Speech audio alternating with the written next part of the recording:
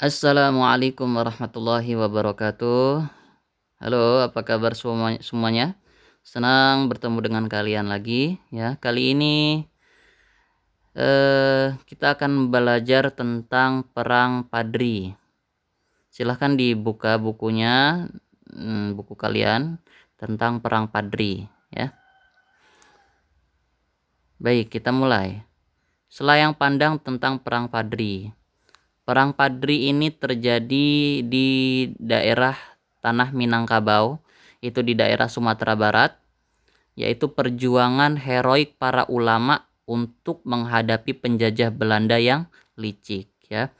Jadi perang Padri itu adalah perang yang dilakukan ulama-ulama di daerah Padang atau Minangkabau untuk melawan Belanda ya, pasukan Belanda. Baik, ada beberapa tokoh yang sentral dalam peperangan ini. Sebenarnya selain 3 tokoh ini ada tokoh-tokoh yang lain yang membantu, tapi sentralnya adalah tiga tokoh ini ya. Ada yang pertama adalah Tuanku Imam Bonjol ya. Beliau adalah seorang komandan perang, panglima perang yang ada di perang Padri. Terus yang kedua ada Tuanku Lintau ya. Terus ada Tuanku Nan Renceh. Nah, inilah ketiga tokoh yang menjadi sentral dalam perang Padri.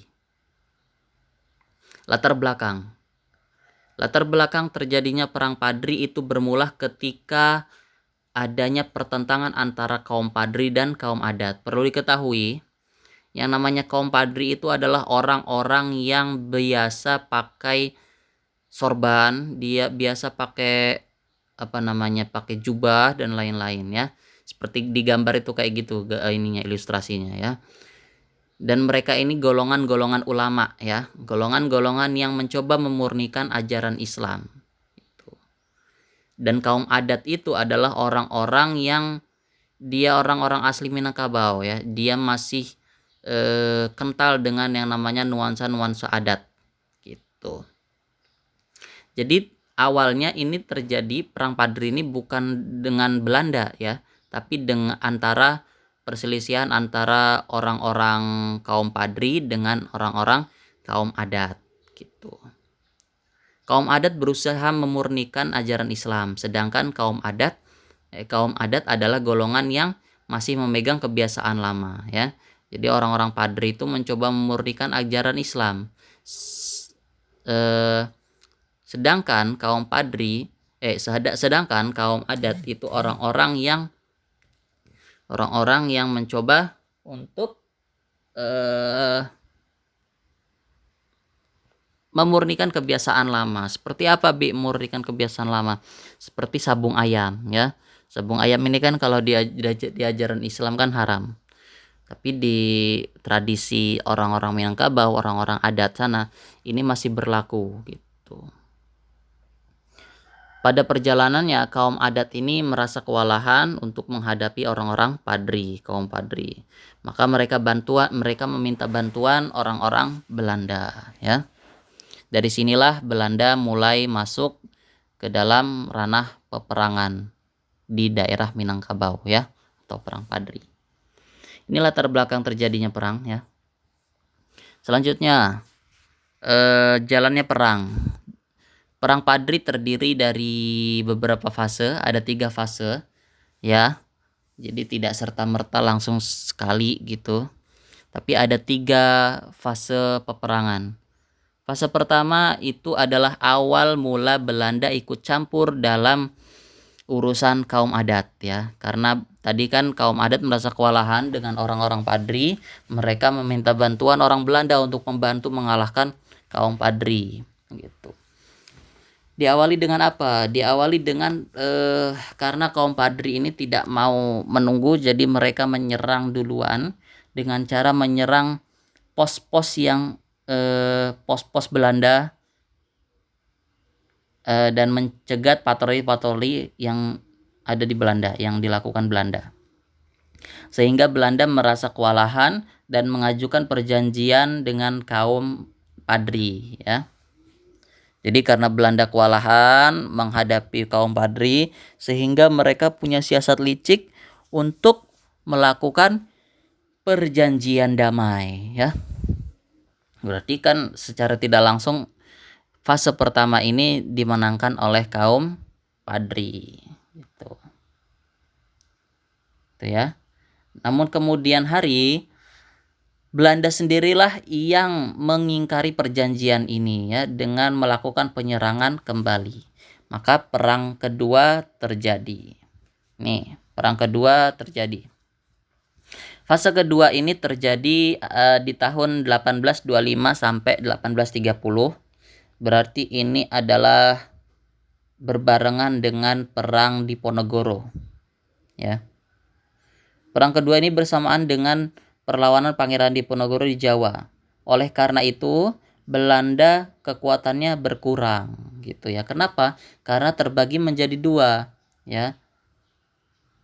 Terbagi menjadi dua. Sehingga apa? Sehingga membuat Belanda kewalahan untuk menghadapi kaum Padri. Sehingga di peperangan kedua ini Belanda kembali mengajukan perjanjian damai. Ya. Awalnya kaum Padri menolak. Karena apa? Karena kaum Padri sudah sakit hati dengan perjanjian yang pertama yang diingkari. Tapi karena Belanda ini punya siasat licik, dia minta bantuan sama siapa? Sama Sulaiman Al-Jufri, yaitu saudagar keturunan Arab, untuk melakukan perundingannya. Ya. Sehingga disetujuilah perundingan damai tersebut dengan nama Perjanjian Padang, ya. Perjanjian Padang. Yang salah satu isi perjanjiannya menyebutkan bahwa Belanda akan menghentikan atau akan melarang sabung ayam, ya gitu. Nah, sabung ayam tadi kan adalah kegemarannya orang-orang kaum adat gitu. Sehingga isi perjanjian ini membuat sakit hati orang-orang kaum adat gitu. Sehingga kaum adat ini merasa dikhianati sama Belanda, ya. Inilah fase yang kedua. Fase yang ketiga atau peperangan yang terakhir yang terjadi di Perang Padri adalah setelah Pangeran Diponegoro selesai, ya. Setelah perangnya selesai dan Pangeran Diponegoro gugur, maka orang-orang Belanda sudah mulai siap untuk melawan orang-orang Padri. Kenapa? Karena kekuatannya tidak terbagi menjadi dua lagi, ya, sudah satu cukup. Terus untuk mengalahkan orang-orang Padri, Belanda menyusun strategi dengan menggunakan strategi benteng Stelsel, ya. Benteng Stelsel. Gitu. Karena apa? Karena benteng Stelsel ini juga bisa menghentikan perlawanan Pangeran Diponegoro, ya. Begitu. Nah, dalam peperangan yang fase ketiga ini, kaum Padri dibantu oleh kaum adat yang tadi sakit hati dengan Belanda. Gitu ya. Dengan dimulai dari apa? Dengan dimulai dari kaum Padri itu memutuskan sarana komunikasi Belanda yang menduduki pos yang ada, ya. Jadi sarana komunikasi Belanda itu diputuskan ya. Terus sedangkan Belanda menggunakan strategi benteng Stelsel seperti ketika memenangi perang Diponegoro. Hal ini membuat sulit gerak kaum Padri sehingga pada tahun 1834 Belanda memusatkan kekuatan untuk menyerang Tuanku Imam Bonjol di Bonjol, ya. Sehingga pada tahun 1837, lebih tepatnya di 16 Agustus, Belanda dapat merebut benteng Bonjol, ya, yang menjadi benteng pertahanan Tuanku Imam Bonjol sebagai panglima saat itu, panglima di Perang Padri. Tapi Tuanku Imam Bonjol itu berhasil melarikan diri, ya. Gitu. Nah, dalam pelariannya Tuanku Imam Bonjol ini susah sekali untuk ditangkap oleh Belanda, ya. Bahkan Belanda itu sempat mengadakan sayembara untuk menangkap tuanku Imam Bonjol. Namun, walaupun dengan uang yang banyak sayembaranya, tetap tidak bisa menangkap tuanku Imam Bonjol, begitu. Sehingga Belanda punya siasat licik kembali, yaitu apa? Yaitu mencoba merayu tuanku Imam Bonjol untuk datang ke perundingan yang diadakan di Palupu. Maka ketika tuanku Imam Bonjol datang di Palupu untuk melakukan perundingan, ternyata tuanku Imam Bonjol ditipu, ya. Ditipu.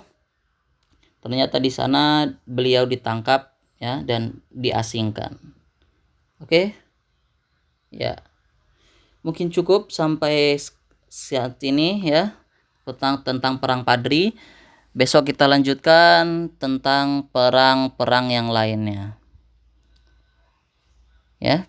Kalau ada pertanyaan silahkan langsung tanyakan ke Abi, ya. Dan mari kita cukupkan hari ini dengan baca hamdalah dan doa kifaratul majlis. Alhamdulillahirabbil alamin, subhanakallahumma wabihamdika asyhadu alla ilaha illa anta astaghfiruka wa atubu ilaik.